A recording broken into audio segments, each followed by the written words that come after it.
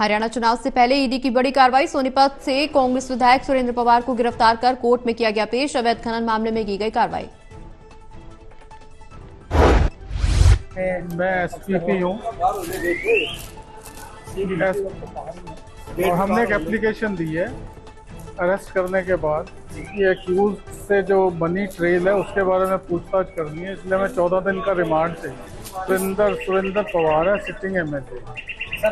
इनके खिलाफ 8 एफआईआर हैं और एक एफआईआर एनफोर्समेंट डायरेक्टरेट ने फाइल करवाई।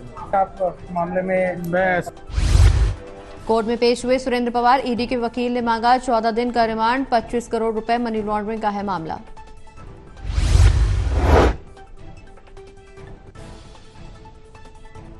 अभी तो मैं उनके पूरे नाम नहीं बता सकता, पर बहुत सारे हैं। तो हमने पहली अरेस्ट इनको की है, आज पेश की। ये जनवरी में चल रहा है, जनवरी 2024। ये तो लंच के बाद कोर्ट ने डिसीजन लेना है क्या करना है। मैं इस बारे में तो कुछ नहीं कोर्ट के बारे में बता। दूसरे पक्ष मुद्दे रहे हैं, उनकी तरफ से ये था कि अम्बाला कोर्ट की जुरिसडिक्शन नहीं है, गुड़गांव कोर्ट की जुरिसडिक्शन है, क्योंकि एक सतीश पुनिया का रोहतक दौरा। अध्यक्ष और पदाधिकारियों के साथ की गई बैठक। विधानसभा के चुनाव के मद्देनजर हुई बैठक। भारतीय जनता पार्टी तीसरी बार जीत के इरादे से, जीत के संकल्प के साथ आगे बढ़ी है। हरियाणा की 30 जून को पूरे प्रदेश की एक विस्तृत कार्य समिति में, जिसमें गृह मंत्री माननीय अमित शाह जी का मार्गदर्शन मिला था और उन्होंने पूरा एक रोड मैप दिया है। उसके बाद महेंद्रगढ़ के बीसी सम्मेलन से इसको ताकत मिली। हरियाणा के जीत को सुनिश्चित करने के लिए हमने 2-3 तरीके से कांग्रेस की बीजेपी सरकार से हिसाब मांगने पर बोले सतीश पुनिया। कहा, हम कांग्रेस के 10 साल का हिसाब लेंगे, खुले में डिबेट के लिए भी तैयार।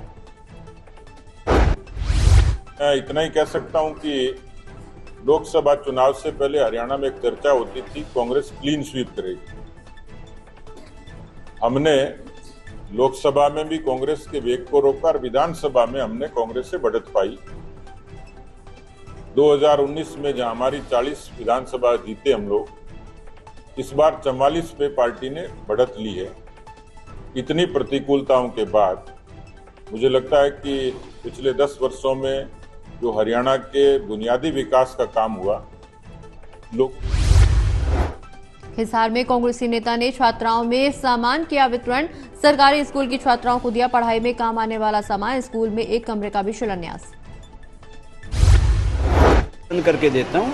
समाज सेवा मेरा करना धर्म है, मैं समाज सेवा में हूँ, इससे ज़्यादा इसके बारे में कुछ नहीं बोल सकता। मैंने देखो पूरे भारतवर्ष में काम कराया है। मैं गौ माता का भगत हूँ। गौशाला में गौशाला बहुत सी बना रखी। मैं 17 गौशाला में फाउंडर ट्रस्टी हूँ। मंदिरों में भी हूँ।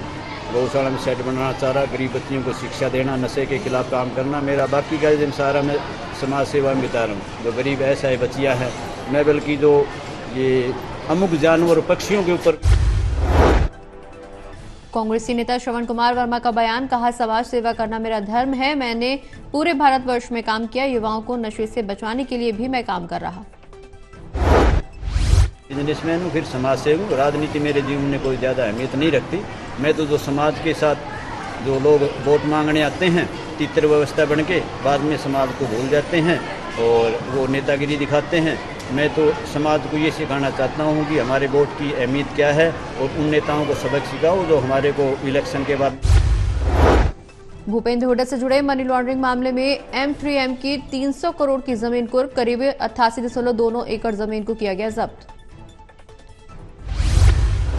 फतेहाबाद में हुई मुफ्त मेडिकल कैंप की शुरुआत। देवेंद्र सिंह बबली ने की कैंप की शुरुआत। समाज सेवा के रास्ते जनता के दिल में उतरने का प्रयास।